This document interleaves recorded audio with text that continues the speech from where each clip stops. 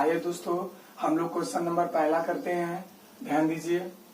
90 किमी प्रति घंटा की चाल से चल रही 35 मीटर लंबी रेलगाड़ी द्वारा बिजली के खंभे यानी बिजली के एक खंभे को पार करने में कितना समय लगेगा। यानी दोस्तों इस क्वेश्चन में क्या दिया है, एक लंबी रेलगाड़ी की चाल क्या दिया है दोस्तों, 90 किमी प्रति घंटा दिया है। और एक लंबी रेलगाड़ी की दूरी क्या दिया है दोस्तों, 35 मीटर। यानी दोस्तों हम लोग जानते हैं, क्या जानते हैं, जो रेलगाड़ी की लंबाई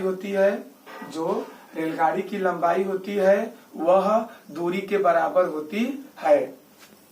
यानी दोस्तों रेलगाड़ी की दूरी क्या दिया है, 35 मीटर लंबी रेलगाड़ी द्वारा बिजली के एक खंभे को पार करने में कितना समय लगेगा।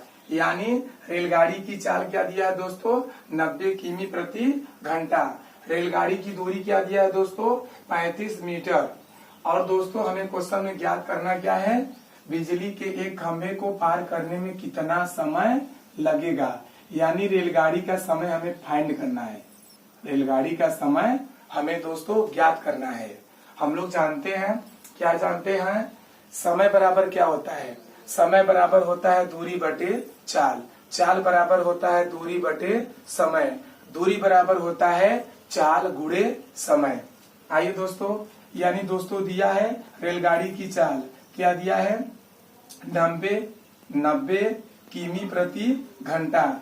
रेलगाड़ी की दूरी क्या दिया है दोस्तों, 35 मीटर। हमें दोस्तों ज्ञात करना क्या है, समय, यानी समय हमें ज्ञात करना है। तो समय बराबर क्या होता है, दूरी बटे चाल।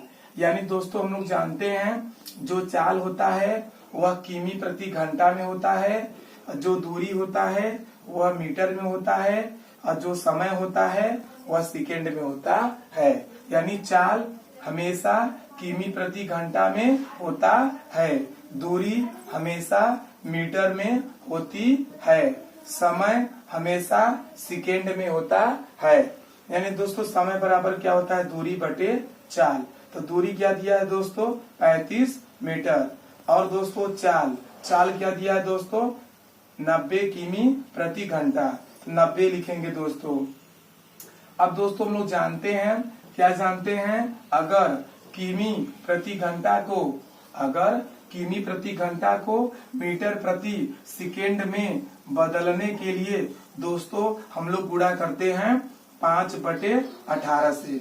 अगर दोस्तों 5/18 से अगर गुणा कर देंगे तो किमी प्रति घंटा किसमें बदल जाएगा, मीटर प्रति सेकेंड में बदल जाएगा। यानी दोस्तों हम लोग इससे क्या करेंगे दोस्तों, कटाएंगे।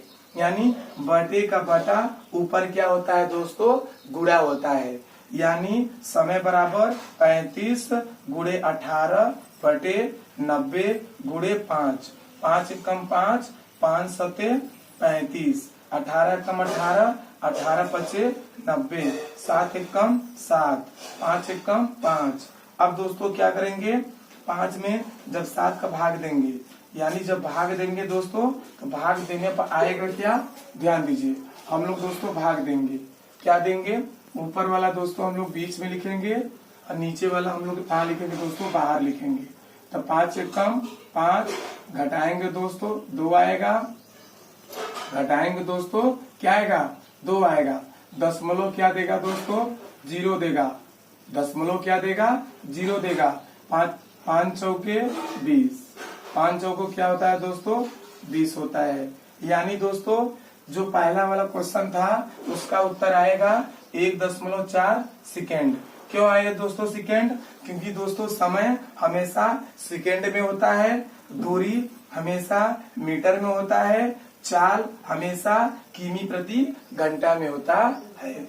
आइए दोस्तों क्वेश्चन नंबर दूसरा पढ़ते हैं। 36 किमी प्रति घंटा की चाल से चल रही कोई ट्रेन एक खंभे को 24 सेकेंड में पार कर लेती है, ट्रेन की लंबाई कितनी है। दोस्तों हम लोग जानते हैं, क्या जानते हैं, जो ट्रेन की लंबाई होती है वह दूरी दूरी के बराबर होती है। जो ट्रेन की लंबाई होती है वह दूरी के क्या होती है, बराबर होती है। यानी दोस्तों हम लोग क्या जानते हैं, रेलगाड़ी, इसमें क्या दिया है दोस्तों, रेलगाड़ी की चाल क्या दिया है, 36 किमी प्रति घंटा। 36 किमी प्रति घंटा क्या दिया है, रेलगाड़ी की चाल दिया है। रेलगाड़ी यानी दोस्तों ट्रेन एक खंबे को पार करने में, एक खंबे को 24 सेकेंड में क्या करती है दोस्तों, पार कर लेती है। यानी कितना समय लेती है दोस्तों, 24 सेकेंड।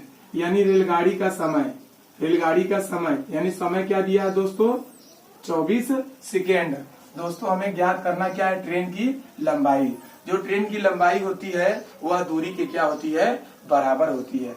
यानी दोस्तों ट्रेन की चाल क्या दिया है, 36 किमी प्रति घंटा। ट्रेन का समय, ट्रेन का समय यानी समय कितना लेती है, 24 सेकेंड। यानी दोस्तों हमें ज्ञात करना क्या है, ट्रेन की लंबाई यानी ट्रेन की दूरी। जो दूरी होती है वह लंबाई के बराबर होती है, और जो ट्रेन की लंबाई होती है वह दूरी के क्या होती है, बराबर होती है। यानी दोस्तों हम लोग जानते हैं चाल बराबर होता है दूरी बटे समय, समय बराबर होता है दूरी बटे चाल, समय बराबर होता है दूरी बटे चाल, चाल बराबर होता है दूरी बटे समय, और दूरी बराबर होता है चाल गुणे समय।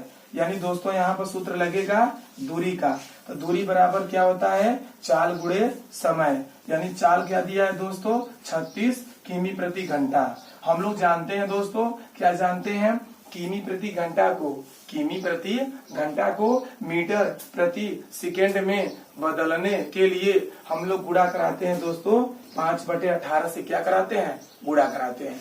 यानी जो किमी प्रति घंटा था वो बदल गया मीटर प्रति सेकेंड में। यानी हम लोग क्या किए, जो 36 किमी प्रति घंटा था इसे मीटर प्रति सेकेंड में बदलने के लिए हम लोग गुणा करा दिए 5/18 से। 18 कम 18, 18 दूना 36 आ गया दोस्तों, 2 गुणे 5 गुणे 24। अब इसका गुणा कराएंगे, 5 का गुणा कराएंगे 2 में, 5 दूनी 10 हो गया।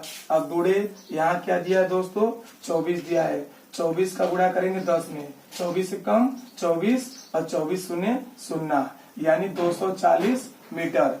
जो 240 मीटर आया है, जो 240 मीटर आया है, यह दोस्तों क्या बताएगा, बताएगा दूरी। यानी दोस्तों जो दूरी होता है, दूरी हमेशा मीटर में होता है, चाल हमेशा किमी प्रति घंटा में होता है, समय हमेशा सेकेंड में होता है। आप लोग दोस्तों अच्छे से कॉपी कलम लेकर इस प्रश्न को अच्छे से बार बार लगाइए या बार बार अभ्यास करिए। क्यों दोस्तों, क्योंकि हम लोग जानते हैं, क्या जानते हैं, ध्यान दीजिए, अगर